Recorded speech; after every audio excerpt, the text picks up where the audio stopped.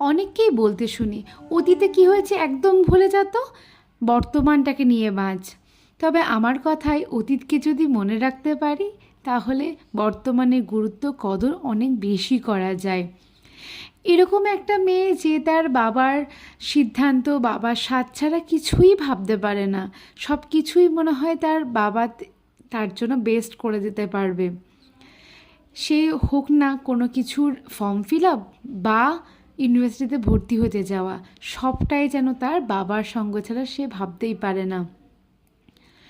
হঠাৎ করে বাবা যখন অসুস্থ হয়ে পৃথিবী ছেড়ে চলে গেল, তখন ভাবলাম এই যা, এবার আমি বাঁচবো কেমন করে, আমি তো কিছুই পারি না একা একা। সেখান থেকে আজকের আমার এই পথ চলা এবং নিজের একটা কিছু আইডেন্টিটি তৈরি করার যে চেষ্টা, তার যে জার্নিটাই এবার তোমাদের সাথে সেটাই শেয়ার করব।